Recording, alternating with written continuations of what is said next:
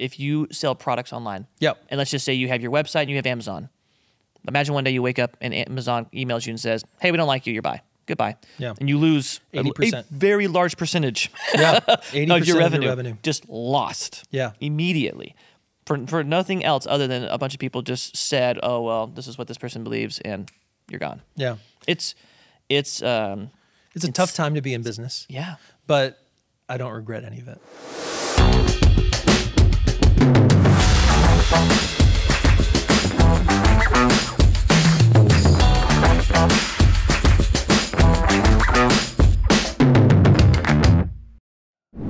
Well, welcome back to another episode of Good Business. Guys, I'm excited and also a little nervous about this specific episode. We're talking about hard things today. It's common for us to be facing really tough decisions, tough situations when we're in leadership, and I think it often feels alone, like you're alone, and that there's no one there who's been there before, and frankly, you don't feel like you can talk to anybody about it, just because of the sensitivity of the issues that you're facing. And so when James and I were planning out this podcast today, we just wanted to make sure that we're addressing some common issues that you might face, whether you're in leadership and you're reporting to somebody who maybe has even higher authority over you, and also if you're at the top of the food chain and having to make tough choices. We'll talk a lot about that today. And so, James, thanks so much for joining me today. You and I have been through a lot together, and it's been not just in business; it's in life. We've managed to survive the jungles of Haiti together. Yeah. We've managed to survive viral attacks against our businesses, where we get tens of thousands of people hating us all at once. And literally threatening to kill us. We've had a lot, and a lot in between. So we're going to talk a little bit about that today. You ready? I'm ready, and I'm glad to be here. I feel like there's not a lot of dialogue about the forging that goes on from leadership positions, and I think a lot of times, also people who aren't in leadership positions, they don't know these things, and they don't need to know everything. Yeah. In regards, like they don't need to know all the stories. But I think that for most of the people listening that are in a leadership position in some way, man, they have to face such hard choices. I think every leader in business is facing a hard choice at some point. And so talking about some of the hard things we've been going through and navigating that, also with the faith that we have, like it's difficult. So I'm looking forward to this conversation. Yeah. So, well, I think the best way to take this is chronologically. You cool with that? Let's do it. Okay. All right. So, first and foremost, a little background on us, and for those tuning in, James and I, we met at Frontier Camp in Grapeland, Texas, of all places. Oh yeah, East Texas. East Texas. And we thought we had it hard. I remember when we were griping and complaining and all that kind of stuff in high school about how hard life was and how program directors weren't doing what we wanted them to do, and oh my goodness, how they were being mean to us with their words, and oh boy, how I missed those days. But we really got thrown into the ringer when we went to Haiti. And so, James, you and I went to Haiti when I think, did you go in 2008 as well? I can't remember your story. I believe it was. So the very, very first trip that came from the camp, I was not on that one, but I was on the next 2 or 3. So, okay. Yeah. So my first trip down to Haiti was in January of 2009. Okay. You and I were on that trip together. That was fun. Yeah. It was an eye-opening experience. I had been to Uganda before that, but Haiti was a different animal entirely. Sure. From the standpoint of being truly a third world. I don't know if I think Haiti actually needs its own little category. It's the poorest nation in the Western Hemisphere. It's been hit hard. Yeah. And when we went, it was pre-earthquake, and it was bad then. Oh yeah. So in 2010, there was a massive earthquake that killed hundreds of thousands of people, and we in 2010 we left right before the earthquake hit. Yeah, I mean, it was crazy. Yeah. But you and I were both compelled to get back there. Mm-hmm. And after that earthquake hit, that was a big change in my life, because I was in Haiti for 2 or 3 months from 2009 to 2010, and I left, and then friends died, and a lot of terrible things happened because it hit Port-au-Prince, which is where I'd been, and I was like, I've got to get back there. And 2011 is when I upped and moved. You I was did. like, here we go. I got an invite to be the director of the camp, and as a 21-year-old, Yeah, man, you were ready. I was a baby.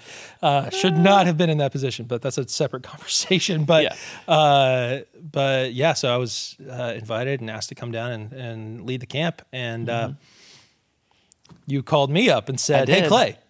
Yeah, I did. I called up and said, hey, have this passion and mission for doing camp overseas, kind of a mission that I felt like the Lord gave me.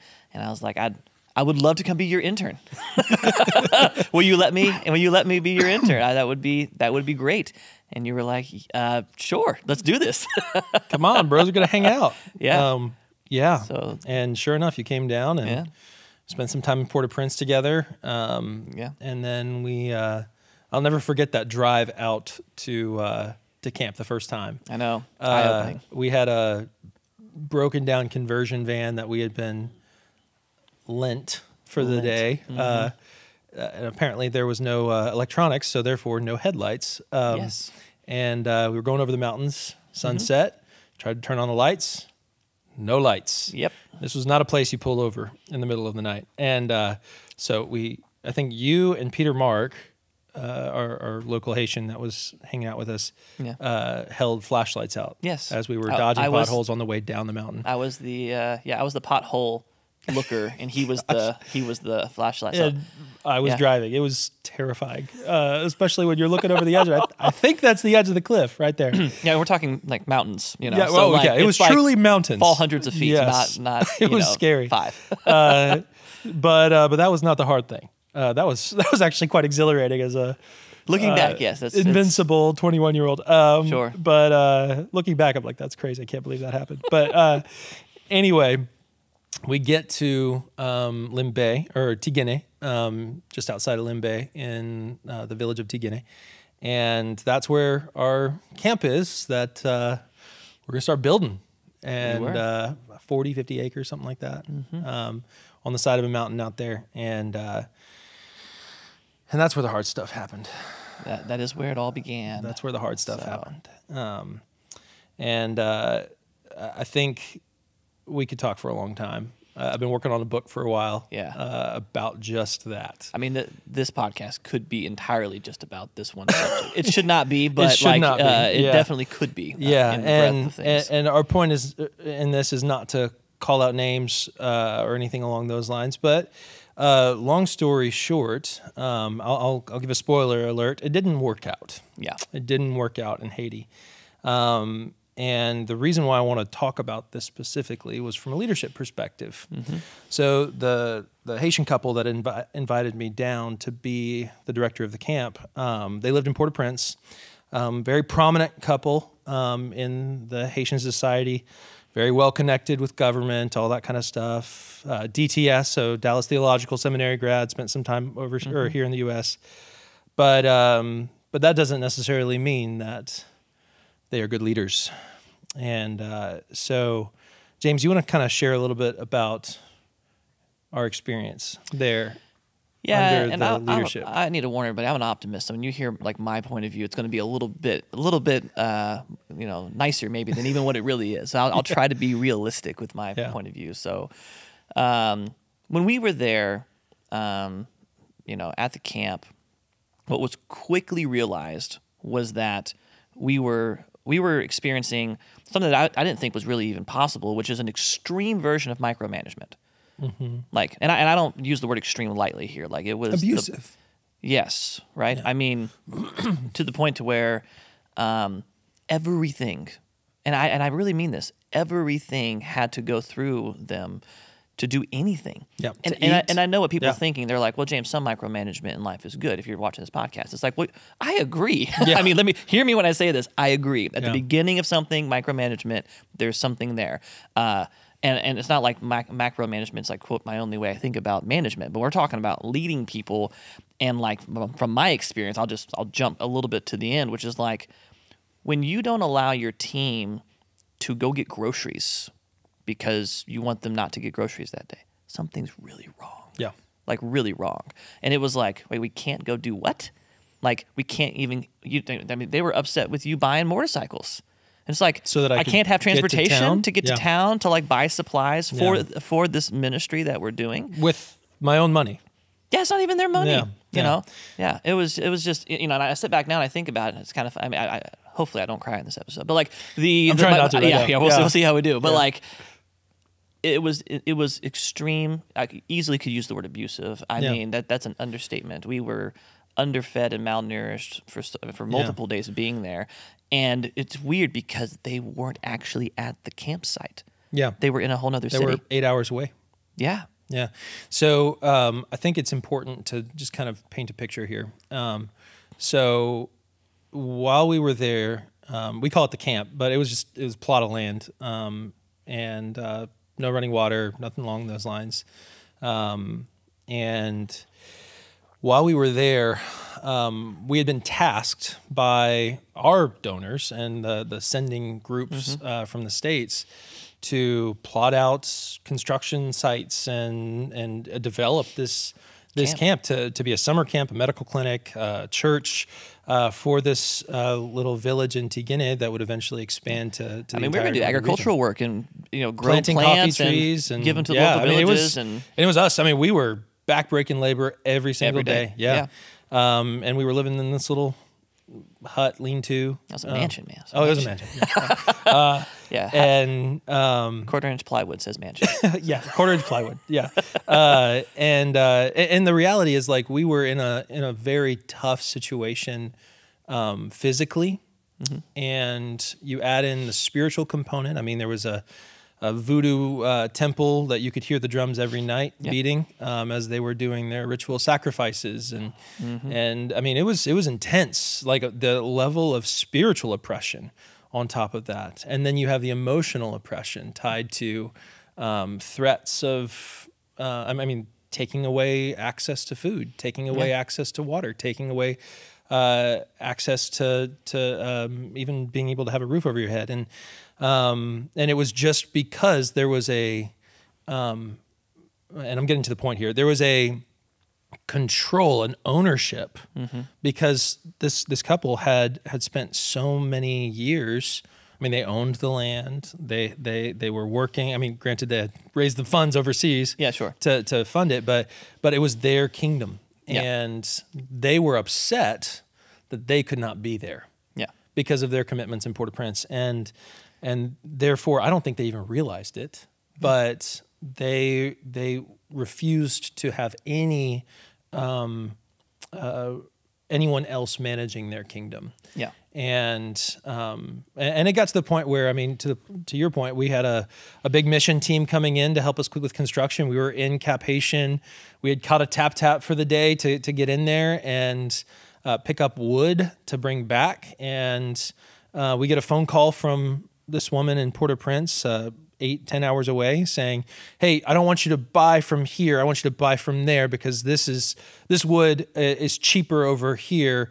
And it turned out it was not cheaper over there, but it was practically a sin against humanity to purchase wood from one place. And I think that was a nice example of how that played out. But the reality is, when you are in leadership, and my takeaway from this and the application that I had from that entire experience is, you cannot hold on too tightly to your company, your business, your organization, and you have to have humility and say, "Hey, this is not something I need to own. Yeah, this is something. This is a mission." and the outcome is what I care about. I don't care about how it's done. And obviously, if I'm a surgeon or something like that, yes, I care how it's done. But if we're talking about business, you care about the outcomes. Yeah. You don't care about how it's accomplished. Yeah, and I'll say this. I mean, to some people out there that they might not like to hear that. I'll say this. Hey, if you don't want your business to be bigger than you, then don't make it bigger than you. Yeah. Don't hire employees. Don't try to make it bigger than what you can manage. Yeah. Then just realize it will always be capped at however wide your arms can be. But don't try to do something bigger than you and thinking that you're going to be able to hold on to everything while that happens. Yeah. It's just not realistic at all. Yeah, and I mean, fast forward, and I've seen that in so many of my businesses that I've interacted with, business leaders, is they refuse because they don't want to release control. They refuse to bring anyone in and give them any sort of a true responsibility and authority. Yeah. It might be a sham authority, it might be a sham responsibility, but if they're not able to have ownership over the things that they've been told, hey, you're responsible for accomplishing this, then you might as well have just saved yourself the money and not hired them. Yeah, and it's scary, to be clear. Like, giving true responsibility to people to ask them to own something is terrifying. Yeah, because they can mess up. And that could cost you a lot of money, a lot of time. It can, I mean, it can hurt you a lot in business. Yeah. So, and just to finish up my story on Haiti, I was there for only 90 days, 3 months internship, and I lost 25 pounds, which is just crazy fast, on a very unhealthy rate. That's nearly a pound a day thinking about it. But it was real. And when I got back, people didn't recognize me. That's like how different I wept looked the day you left. I'm sure. Yeah, it was just rough. It was intense. Like, don't leave me into this. And like that bonding together of like, we can survive, because it felt like that. Yeah. And I actually want to ask you to do this, if you don't mind. Share with the audience a little bit about your exit, to make it the shortest version. So it can be a long story, but talk about you getting out of there. Just briefly. I don't know if I can make it through without crying. Okay, that's okay. In short, I had the blessing of connecting with a couple other missionaries who I'm still connected with today. Nick Stolberg, New Roots Haiti, and then Brandon. Gosh, I can't remember your last name, Brandon. I'm so sorry. Anyway, he and his wife, they were with Living Water, and they we'd struck up a relationship, and we'd seen each other about once a week. And one week I didn't show up, and Brandon couldn't reach me. And it's because it had gotten so unhealthy in that time while I was there at the camp, that it was beyond abusive. That's probably the best way to put it. And so he sent in security team, pulled me out. Yeah. Rescue mission. It was a rescue mission. Yeah, got you out of there. Yeah. So let me point out to that point is, in business, if you think you can do it alone without other business owners, it's not going to happen. Yeah. Like you have to have people. You have to have people around you who care about you and see you whenever you're in trouble, and they can rescue you.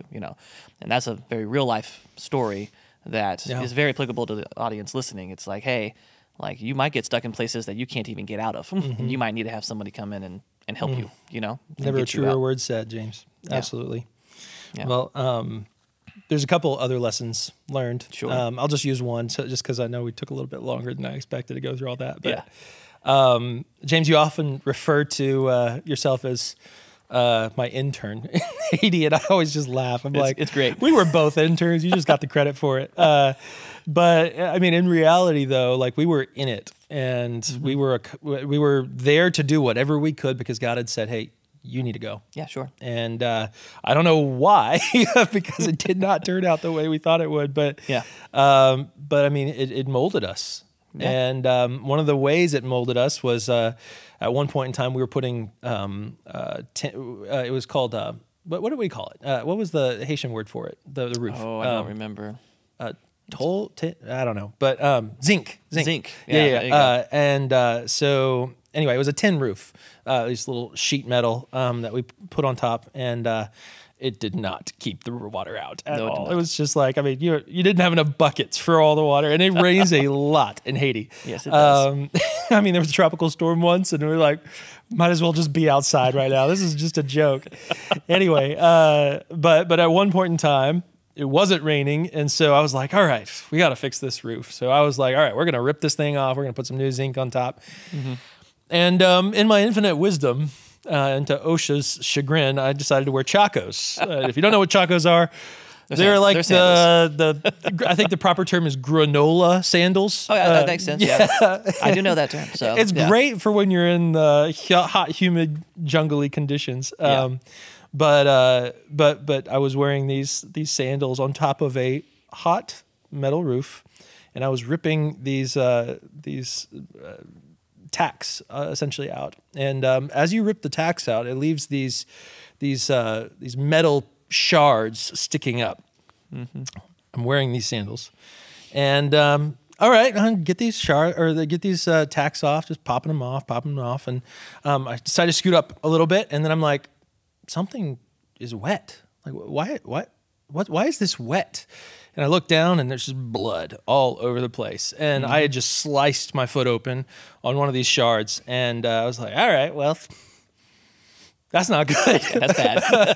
And so we climbed down, and I'm dripping blood off the roof. And everyone's like, what's going on, Clay? Yeah, I was a little freaked out because I had blood falling towards me. I was like, what is happening? Anyway, it was gross. Yeah. Anyway, so we have this situation.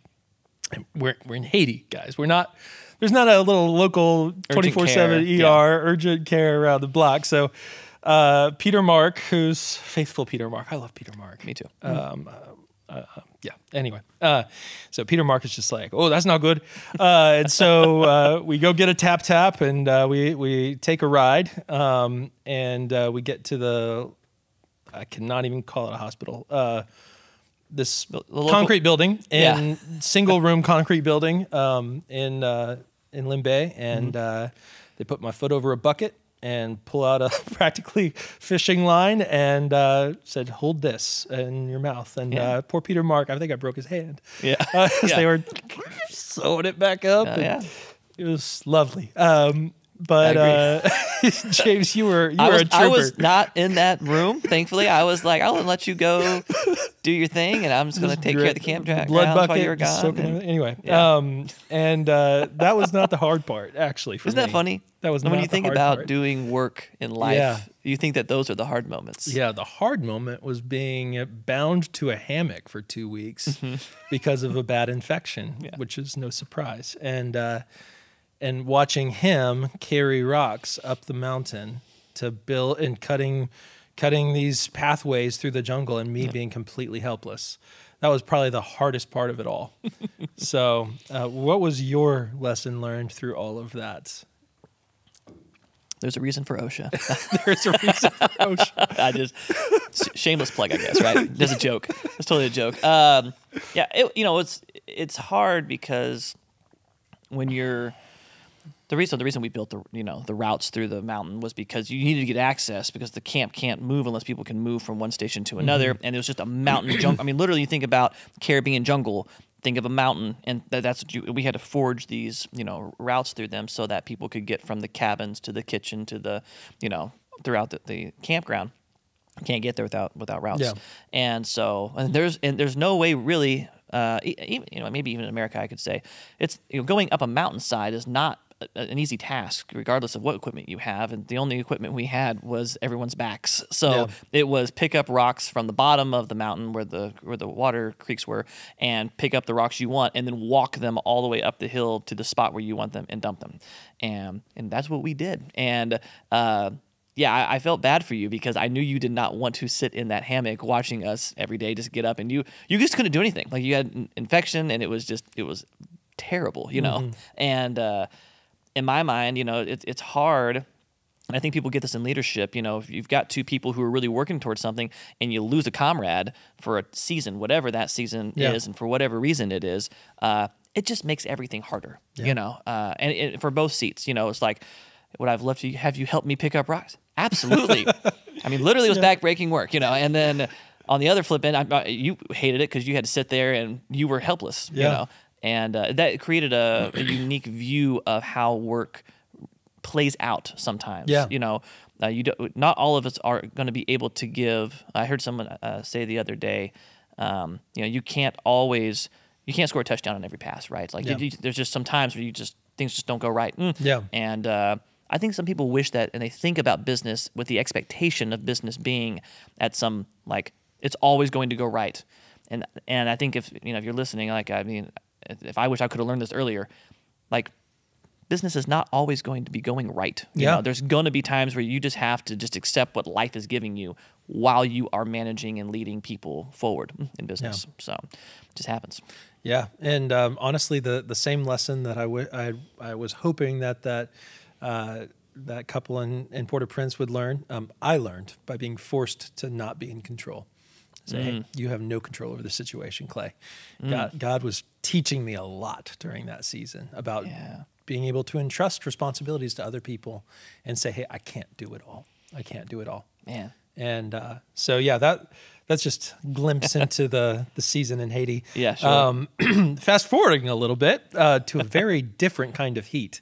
We gosh, it was probably 4 or 5 year break between the time that we shared in Haiti and our next business encounter. But anyway, all that to be said, can you kind of share the story of how we met back up on the work front? Yeah, absolutely. So, I'm thankful for this. I did get to do a couple trips overseas to do some camp ministry work, and I landed. You called me up and said, "Hey, I've got this mission to do more, in the media and business space. Would you like to come down, and help me? Let's make something happen." And I basically was just like, "Yeah, let's do that." And I'm totally the personality that, like, if something sounds fun, like, I'm in. I'm like, "Yeah, let's go do that. That sounds fun," And so I did. Came down to Houston, and you were working at a heating company. And you said, "Hey, I can't promise anything, but possibly there'll be some work for you here. I'm working on doing some other things." And so we were really clear with the boss at the time. We said, "Hey, I'm coming down. If you'd like me to work for you part-time or something, would love to work for the heating company. And then I'm going to be helping Clay, weekends and stuff, doing some other media work." And so it was all understood and kosher, and we were good to go. So yeah, I came down to help build up what is now a good agency, good studio.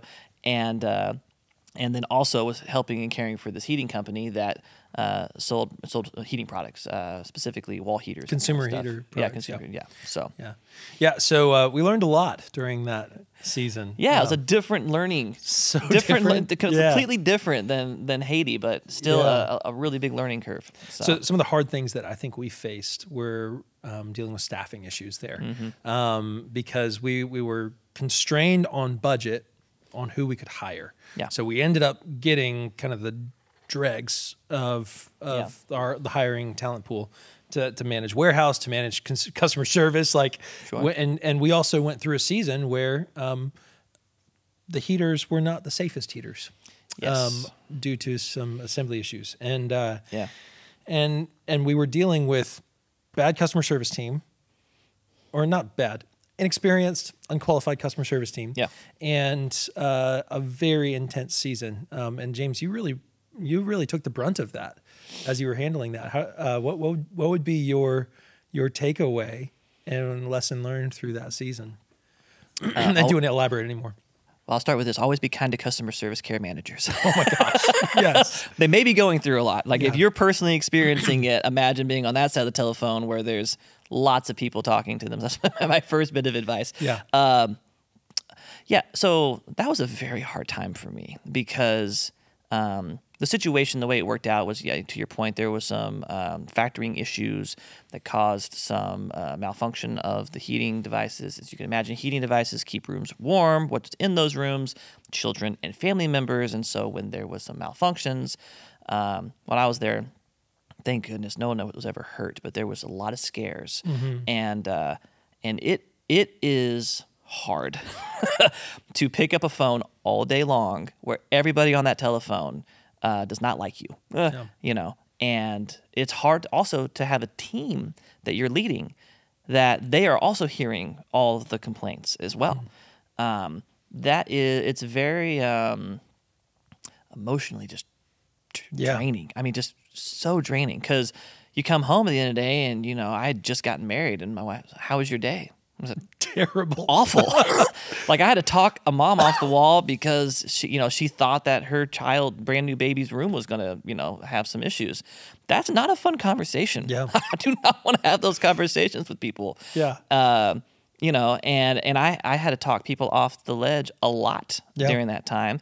And it's hard, and again, I don't look at the company. I don't have any, this was not that. It wasn't their fault. No. It was the manufacturer. So it's just, this happens in business. Yeah. And I think that's the kind of thing that I also realized was like, we didn't know.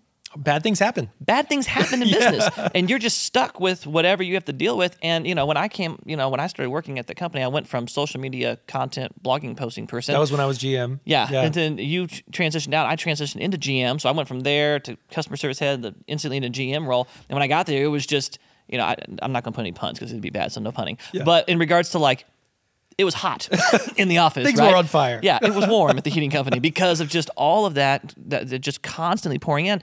And to your point, unfortunately, we had not experienced people. And businesses have this; they have the rotation of seasonal people. But when you're talking about those types of situations, and you're talking to people about serious problems where they think that their life is in trouble, it is hot. Yeah, it is hot, and it was very hard. And for me personally, I truly love and appreciate the owner there. And there were certain times when he stepped in to help with some of those things, and I appreciated those moments. Most days, I think I didn't feel like I was very supportive, but when he did step in those couple times, I was like, thank you. That was much needed. Yeah. And so I'll also mention this. If you're a leader, maybe even an owner, and you're maybe not the kind of GM. absentee. Yeah, because you got to a point where you can be. Yeah. Just realize that whether it's a CEO who's running your company or a GM, that those times when you realize that there's warm going on because of some things that just went bad, presence really helps. And just simple presence in the office. Presence, and we're in this to make it happen. Yep. Rather than trying to just ignore that something bad happened. Yeah. I'll encourage owners to do that, because when you're on a team and you feel like because I was the head, as far as the team was concerned, and then of course the owner was above, and it's good to have that ownership, GM, CEO element where you feel like you're in the fight together, rather than alone. Yeah, and I think it's so important to remember, like when you're facing hard things, hard seasons, you have two options. You have the option to fight, or you have the option to run away. Mm-hmm. That's it. Yeah. You can't stand still. You cannot freeze. Yeah. There is no option. You have to fight or you have to run away. Yeah. And obviously, in business, it's not really a good idea to run away. If you run away, you can say goodbye to that business. It's not going to make it. Yeah. So your option is fight. So it is so important when you're facing those hard things to not delay. Yeah. To sit down, to pray, to say, God, I need your help, to trust that he's giving you that help and giving you that wisdom to go in and fight and fight well. And so I think that that moves us on into the next hard thing. We're just highlighting some of the tippy top points from the season. But when it comes to those hard things, what I've learned over the years, and I'll give some examples in a few minutes, but what I've learned over the years is it goes better if you make it quick. Mm-hmm. There's a book, The Hard Thing About Hard Things. Ben Horowitz, he talks a lot about the process and he ran a multi-hundred individual company in the .com era, and at one point he kind of drew the short straw, and he had to go and lay pretty much half of his workforce off, if I remember correctly. And he said, hey, here's what you have to do. You just have to say, give me 5. You walk out in the parking lot, you smoke a cigarette, you head back inside, and you just do it. And then he said, I don't smoke. I know. and it's because you don't have the luxury of delaying those hard decisions. No, you can't. Because when it comes to a layoff, you're having to lay off because of another reason. Absolutely. That is completely out of your control. Yeah. I mean, and if you're laying off and you do have control over the situation, that's a separate discussion. Yeah, But most people, if you're having to make some big, hard decisions like that, you cannot delay. You have to rip the Band-Aid off and just get it over with. Yeah. And what's funny is that I feel like in those situations, it's not, I mean, maybe this sounds maybe a little bit too simple, but I'm not even sure that, quote, the decision is hard. You have to do it. Yes. Like the hard thing is that you have to go do a hard action, you know? It's easy to sit in a leadership meeting, a CEO, C-level meeting, and say, all right, we're going to do this. Okay, cool. Yeah. Who drew the short straw? Yeah. And then it's that guy who's the one that's got to walk out and smoke the cigarette and go and fire everybody. Exactly. You know, it's like, it's crazy. Yeah, it's true. So, so with that, we had to have our own kind of cigarette moment in 2018 when I had to let a business partner go. Yeah. And that was not easy, to say the least. I mean, sitting here today, and this is going to sound maybe a little bit funny, but like we've been through, we'll have some more stories. We'll get to share a few more. Yeah, by the time we get to all of this, I'll say this. Yeah. This moment for me still reigns as the hardest moment in our business relationship. 100%. I didn't sleep like at all for a while, you know, like in regards to like good, you know, no, there's no good sleep going on. You know, if I fell asleep, it was just because we were just exhausted for like 2 weeks straight, I think it was. Like it was around the holidays. It was right before Christmas. It was, and it was just so personal. Yeah. It was so personal, and it hurt. It hurt. It hurt. So well, and the takeaway from that was, well, multifold. But I think if I can just kind of paint a picture of the situation, we have a core team. A leadership team. We follow EOS as a business, so we have a leadership team. You have your integrator, visionary, director levels, and these are the top of the top, like ultimate trust placed in these individuals, and to the point where, like, you don't fire these people, like. That doesn't happen. And in my company, I give my leadership team the right to fire me. So if they collectively get together and say, hey, Clay, you are out of bounds. You're gone. Well, they have the right to do it. I'm still the owner, but I cannot be involved in the company operations. And I give that authority over to my leadership team to show them, hey, I trust you. And so for me to fire somebody on that leadership team is huge. Yeah. It's huge. And so we establish core values as a business, and those core values are not just like, hey, integrity, honesty, all that kind of stuff. Yeah. It's very clear, hey, this is our core value, and this is the definition of that core value. Yes. And we make our team sign agreements saying, hey, look, we understand this. Yeah. Because I treat my team like adults. Yeah. Hey, if you agree to doing this, then I'm gonna assume you read this document. Yeah, and we have I've always laid out very clearly to team members that there's certain offenses that are personal offenses that if you do them in your personal life, it does translate into your work life. You know, like and we do that because we believe in moral code and we believe in its ramifications. Yeah. And so things are clearly outlined. You can't go out and do illegal things and you think you can walk in and keep a job here. Like it's not how that works. Pull team members in that report to you into those illegal things. Sure. And that was the situation that we faced. Yeah. And it was the hardest decision I think I've ever made. And to your point, I mean, whenever I found out that, so just to make sure y'all understand like how personal this was, like we're talking like there's, we're a part of the leadership team and the other founding member, if you will, of the leadership team who created the values with us in the room. Who brought in the book Traction to our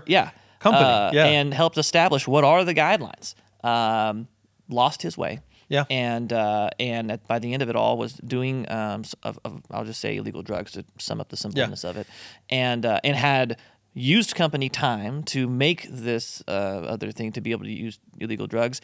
And the person underneath him, the employee, was asking that employee to do it with him and using company time to do it. Yeah. And I was like, well, there's no wonder things weren't getting done, something else was getting done, Yep.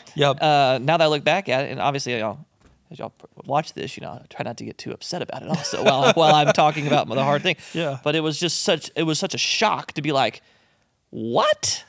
Yeah. And I'm so thankful for the employee because he was the one that brought to the light of what was going on, and he should have, and he did it right, and we cared for him well because it was like, man, and the pain that came from all of that was like, really? Yeah, the Did you emotional, really do that? the emotional lesson learned, the practical lesson learned. What do you think those are through that? So the practical lesson learned, for me, at least at the end of the day, is keep things in writing on all fronts. And I mean all fronts. And get people to sign off saying that they've seen them. Yeah, and that they've read them. You got to have all that stuff in order. And everyone can agree to simple things. And our attorney agreed with that. Yeah, it was he was all like, oh, good. Yeah, good job. Everything's Good job written you out. did It's that. all super clear. Yeah. So I still believe that that's the biggest practical. So my dad's listening to this. Shout out to my dad for teaching me that basic life lesson. Way to go, Bruce. Yeah. And then when it comes to the emotional lesson learned, I'm still working through this one, just to be clear, because I don't want to get to the point where I tell myself, no matter how close somebody gets to you, they can at any point can always betray you. That's not a lesson that I think that's not a lesson that I would want to not learn. encourage you to take that away. I agree, but just being very honest, when you say what's the emotional lesson, that one feels like it could be the thing that was learned, and I want to point out that it's something that I've always said that's not true. That's not true, and more so for me, the emotional lesson is just realizing that sometimes people make really bad decisions, and it affects people in a very deep and hurtful way, you know? And like, I didn't make those decisions, but it impacted me personally extremely deep because of the betrayal that came down. I was like, you broke these rules, bro. Well, you know? yeah, absolutely. Yeah. So let me ask you this question real quick, if it's okay, is tell me your side. What would you think your emotional and Yeah, I agree with you. I think the natural reaction is to just put up walls and like, not trust anybody. They're all going to screw you over. Because I mean, in my life, like I've had deeper forms of betrayal than what this former business partner had done. And so, I mean, across my life, I mean, from Haiti to stuff in between Haiti and I mean, everything dictates don't trust anybody. Yeah. They're all going to hurt you. So I'll insert here, like, how important is faith in business? There's nothing more important. Yeah. There's nothing more important. Yeah. And I'll elaborate further. It's not just faith, because you can have faith in a lot of different things. And a lot of different things will let you down. But God won't. Yeah. God won't. Yeah. And that, I think, is the reality here is if your relationship with Jesus is strong, then he will give you discernment. He will give you wisdom. He will give you insight into situations that you would not normally have insight into. You have to ask for it. Yeah. And that's why I ask every single day, Lord, give me wisdom. Yeah. And I ask in faith without any doubting, following the book of James. I mean, it is so important to rely on Jesus and know that he will never let you down. Yeah. And so when it comes to that situation specifically, and I know we're running short on time, so we're going to need to keep going. But when it comes to that situation, I am reminded emotionally to actually lean in more to relationships and work. Yeah. I think that situation happened because I was not leaning in enough. And that's why I was blindsided by it. And I tend to get in work mode, and work mode is a mode where I'm like, all right, here's our tasks for the day. Let's get them done. All right, it's 5, 6, 7 o'clock. Let's go home. Let's go home to our wives. And I think the reality is, and I'm still learning it, and I'm not great at it. I try, and I'm always thinking about it. But I need to lean in and know my team. Know what's going on in their lives, know what they're dealing with, know their struggles, know their strengths, and encourage them and empower them however I can. This is not. I don't think it's fair to say, and some team members don't want that level. That's fine. Sure. That's fine. Sure. But I don't think it's fair to expect someone to spend the majority of their waking hours in life with you and have no depth of relationship. Yeah, I don't think it's fair. And I don't think it's healthy. I don't think it's natural. Yeah, it's not. But I think American capitalistic culture, that is one of the downsides. Oh, yeah. It's just industrialized. Let's get it done. Let's hit our goals. Let's hit our quotas and move on. And the reality is that's just not life. And that's not what God has called us to. God has called us to depth and deep relationships. And So yeah, that's my takeaway. Yeah, that's great. Thank you for sharing that. I appreciate All that. right, so moving on. 4 weeks later. 4 weeks later. 4 weeks later, February 1st, 2019 is a day that will live in infamy. Yeah. As far as we are concerned, something we will always it's remember. the day that I received my first formal death threat. Yes. It's the day that my family and I had to hurriedly grab our things and go stay in a place that no one knew where we were for weeks on end, because I love Jesus, and I believe that the Bible is 100% true, and there's nothing wrong about it. Mm-hmm. And a lot of people don't like that. Sure. And I don't broadcast that. Obviously, I'm broadcasting that right now, but historically, I have not gone to the mountaintops and shouted verses from Leviticus and Deuteronomy out across the masses. But somehow someone found out that because of my faith, I believed that marriage was designed to be between one man and one woman, and that's it. And I was not pushing that out. Yeah. But someone found out, and there was an influencer up in New York that didn't like that, and then took it to the masses. And luckily, I live in the great state of Texas, where I was legally protected, but we were not protected by anything else. It was just insane. And it was by far one of the hardest things. I mean, the emotional toll it had on my family was even greater. I mean, the fear that came from, people breaking into our vehicles and threats. And we had people trying to break down our door. And it was real. Was very real. Yeah. And it was because there was this community that absolutely hates. Yeah.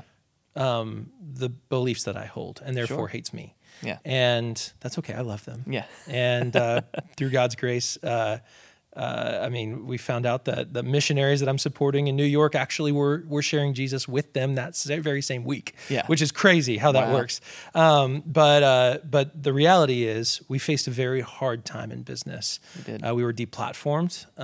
So just some background, it was a wedding business that I owned at the time, a wedding videography company. And it was through that all of this came about. But you were there with me. Oh man, right I in the midst of it all. was watching the emails and the people that showed up, and I was in charge of security. So you can imagine my thinking.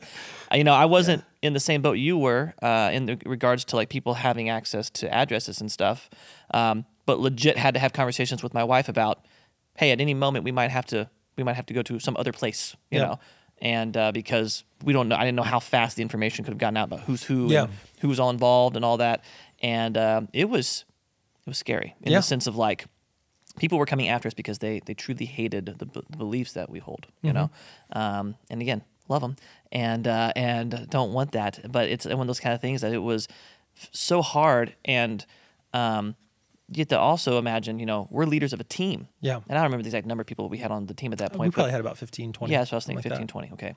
We're on the same page there. Yeah. That's good. In my mind, I was like, not only that, but we're also having employees being like, is it safe to come to work? Yes. Yeah. We had a sheriff sitting out in front of our office. That could not have made them feel good. Yeah, sure.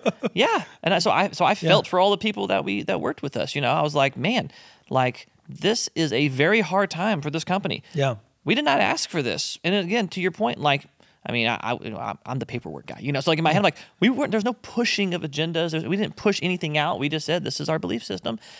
And attack. And it wasn't just attack like, we don't like you online, people just being social media online ranting. Like it went from that into the real world of like death threats, and like we had to get authorities involved because of what people were saying. Yeah. It was truly Sheriff, terrifying. FBI, all that kind of stuff. Yeah. So the reality was, though, and then that's just kind of the ramifications. Yeah. The reality, we were facing a very critical point in our business. Yes. Because we were deplatformed from the primary places that we were getting leads. Oh, yeah. So the Knot deplatformed us, Wedding Wire deplatformed us, every major new magazine in the wedding industry said, hey, we don't want to touch you with a 10-foot pole. Yep. And of course, behind the scenes, and I'm still upset with any Christian out Yeah. there who says that they love Jesus and stood in the shadows during that. Shame on you. Yeah. I mean, that was not how a Christian should run their business. Yeah. If you're truly believing that Jesus is the way, the truth, and the life, and every word in the Bible is true, Yeah. and you said, hey, I'm going to have to take you off my website, but I think you're right. You know what? It's All I have to say is I feel sorry for you. But sure. but I mean, the thing is, we heard that all the time during that season. Yeah. And so just to be clear, like I want to make sure, ramificationally speaking, Yeah. I can't really give it a perfect analogy right now, but if you sell products online, Yep. and let's just say you have your website and you have Amazon. Imagine one day you wake up and Amazon emails you and says, hey, we don't like you, you're bye. Goodbye. Yeah. And you lose 80%. a very large percentage Yeah, 80% of your revenue. Just lost. Yeah. Immediately. For nothing else other than a bunch of people just said, oh, well, this is what this person believes, and you're gone. Yeah. It's a tough time to be in business. Yeah. But I don't regret any of it. Sure. I don't regret any of it. And Yeah. the reality here is when you go through those seasons as a believer, and this message is 100% for anyone who is a believer, Yeah. who loves Jesus and runs a business and wants to honor Jesus with their business.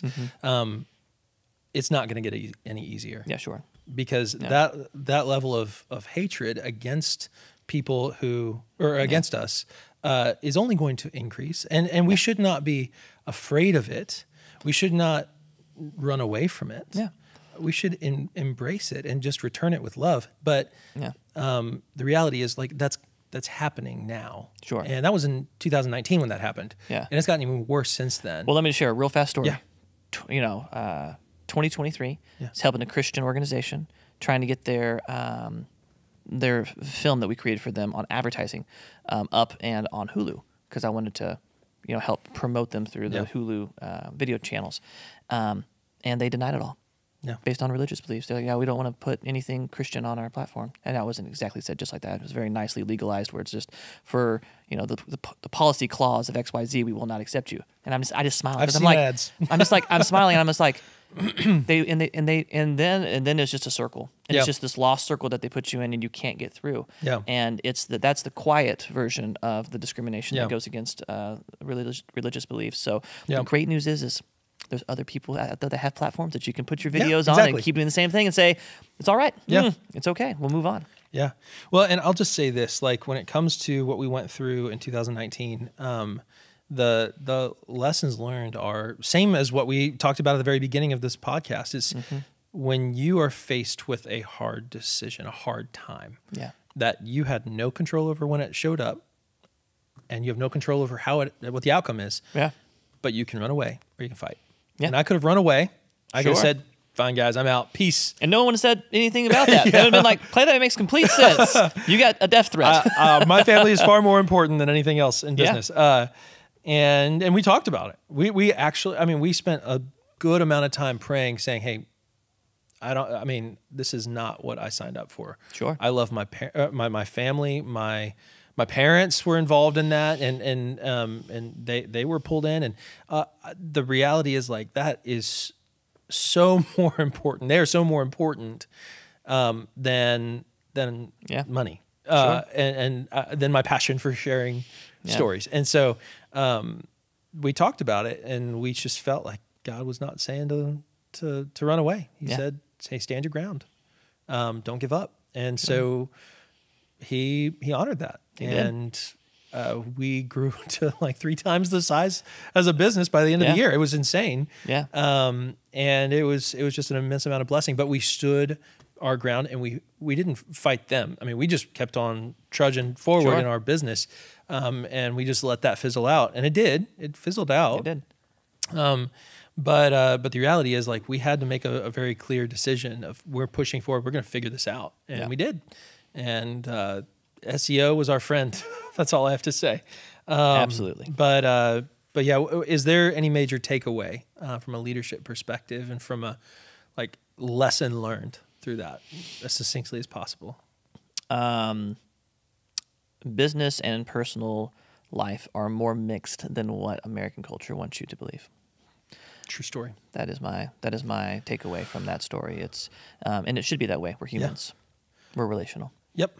So I think a lot of times I think that's the only reasons why at this time LinkedIn is blowing up more than ever before. It's because people are realizing that it's okay to be personal. It's okay to be online. personal and to be in business. Be real about your faith, about your beliefs, about your who you are. Yeah. Absolutely. Love it. All right. Pushing on. We're going to do this. Okay. So everybody listening to this has probably survived COVID. I mean, if you've been in business for a few years, you made it. Congratulations. Yep, absolutely. That was a hard thing. Yeah. It was a very hard thing. Yes. And some businesses, they thrived. Some businesses did not. It hit everyone differently. But the reality is it was a hard season, personally and professionally. So when we think about just kind of the tough calls that we had to make, I mean, specifically, we were in a situation that was not good prior to COVID. Mm-hmm. I mean, we were not doing well. There was an oil bust in December of 2019, and we were still trying to recover from the 2019 hit of losing 80% of our business. And we had bills to pay, and we could not afford to pay them. And I remember distinctly at the beginning of March, before COVID was on the horizon, having this conversation, kind of town hall with all of our contractors and team, and saying, hey guys, we're not going to be able to pay you. Mm-hmm. And I don't know when we will or if we will. Yeah. That was an incredibly humbling thing. Yeah. Man, my pride, if I ever had an ounce of it, man, it was all gone. Yeah. I was at the lowest of low, and I was like, there was no surviving this. Yeah. And then God worked a miracle and COVID-19 showed up. Which is the weirdest story. It's the weirdest story. Yeah. And we had a bailout. We did. And it allowed us to thrive as a business, mm-hmm. To get back on top of and recover from all of our losses from the previous year. And so it was a tough season, but God worked a miracle. Yeah. And through government bailout. Oh, that just hurts to say. Oh, it hurts so bad. but I mean, that's what it was. That's what allowed us to survive. Yeah. And Yeah. So walk me through what it was like perspective-wise as you faced that. 2019, all the way through. I mean, again, for the timeline's sake here. Yeah. March 2019, we're dealing with the social storm, right? 2020 March, COVID's coming upon us, right? And so we had 18 months of just hell. It was just nonstop hard things. Yeah. We lost, I think the percentage was like 33% of our staff by the time that the social media was over, because to them, they did step away. They said they don't want to be connected to a business that gets death threats, which, hey, I don't blame them. Yeah, I agree. So you had this exodus going on some level on the company front, and then new people coming in, being very excited. They were great. Loved all the people we were hiring, bringing people in. Then you get to the end of, like you said, of 2020, and things were not going well. We were having to make discussions about like who's staying, who's going, how's the money going to work out. We had to lay off. Who owes who? Who gets laid off? When COVID hit, we had to lay off majority of the staff. Yeah. I mean, because in the wedding industry, it's just on or off. There's no the spigot turned off. Yes. In April of 2020. Yeah, because all of a sudden, all brides and everybody was like, I can pause my wedding. Pause. And just all money paused, And so for me, I got a whole personal story with COVID, but when it comes to, specifically the business side, it was hard. Though I will say this. This is my lesson actually with the COVID situation. The storm we went through in 2019 prepared me for 2020. Yeah. And that sounds weird, but if you look at your hard things in life, you built the muscle memory. You build up the strength to take on the next challenge that's coming your way. And so, though COVID was immensely crazy on all fronts for many people, and for us running these businesses, like at the same time, like I was more ready to handle it more than I ever was, because of what was happening, And I'm not gonna lie, there's some shaky moments in there, man, this is more than I signed up for. When it was like, hey, James, come down and help me do some business things. It's like, what is going on? So much. Yeah. But through fire, people are forged into the shape of the beautiful piece of art that God is making people into. And so for that sake, I am thankful for all of the hard times, because they've made me, more refined in who I am and what I believe in life. So I hope that I always keep a good ounce of humility in there where I'm like, let the Lord keep chipping away at me. So, but yeah. Well, that's good. James, how have you coped with all of this? How have I coped with all of this? Yeah. Like what has been your coping mechanism? Yeah. Jack Daniels. I'm just totally just kidding. Gross. Jack Daniels, man. Well, and that's how you know that's not stuff. true. Yeah, seriously. Yeah. I'm from Southern Ohio, so I can now joke about good bourbons, not Jack Daniels. No. Coping. So, first of all, I have an incredible wife who is like my counseling session each day. So absolutely her. But I'll back up even to a greater level, which is just my relationship with Jesus. Like the amount of praying that had to go down on all of these stories was immense. Yeah. And I can't even describe what life would be like if I didn't have. I understand people who give up. Like, I totally get it.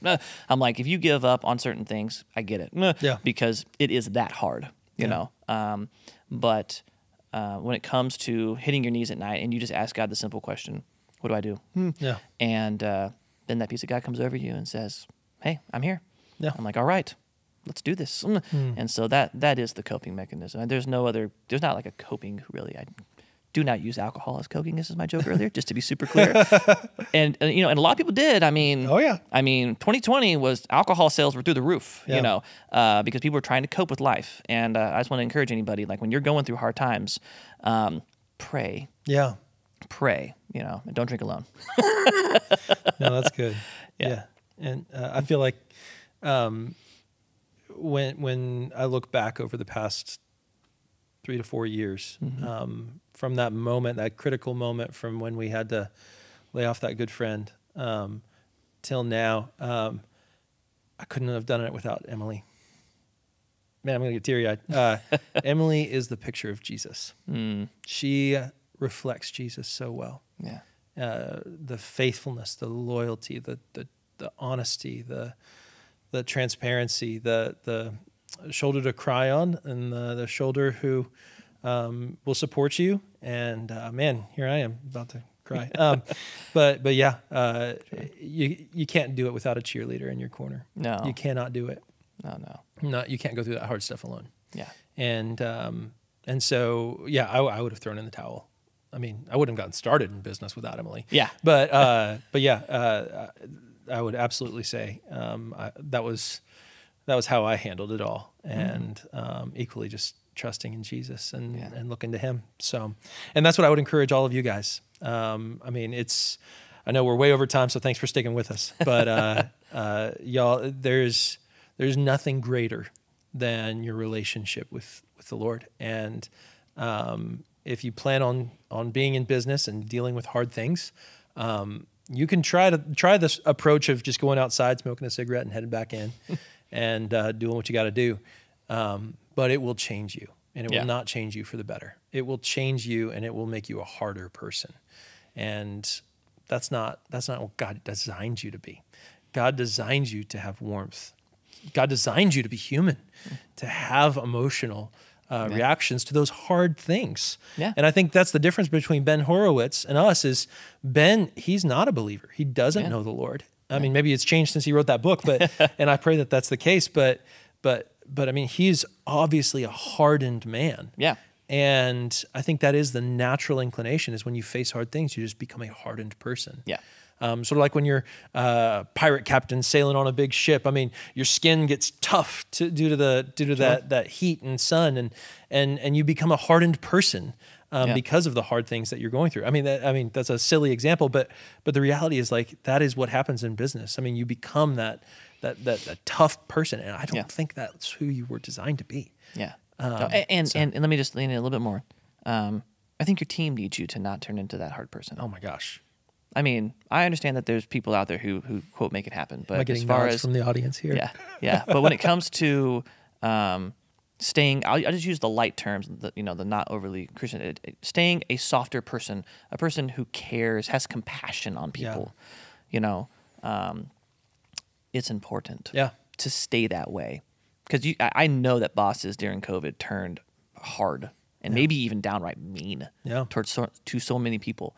And I mean, we don't do things perfectly. This is not about how we did things right podcast. This is like a lot of things gone wrong, but we try really hard to stay human, you know, and to stay compassionate during the midst of all these storms. And some things you don't get a choice. Yeah. You know, when the revenue stream turns off, you don't have choices. Yeah. You're just informing people about a reality. You know, and that's not fun. But you can do it with compassion, and you can do it right, and you can do it wrong. So, and caring about the other person and how they're going to receive it, that's how you care.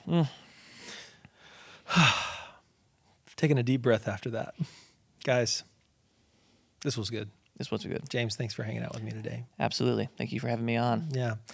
Well, guys, I know that was heavy. We talked about a lot. Thanks for sticking with us. And I warned you at the beginning. I warned you. But I hope this has been an encouragement to y'all as we share just a couple glimpses into the story of how good has come about. And so, yeah, we wish you all the best and encourage you to hit the subscribe button, share us with your friends and family, anyone who you think would be impacted by this episode. I would encourage you to share this with them. So if you're on YouTube, subscribe. If you're on Apple Podcasts, please give us a review. And we look forward to seeing you guys next time on Good Business.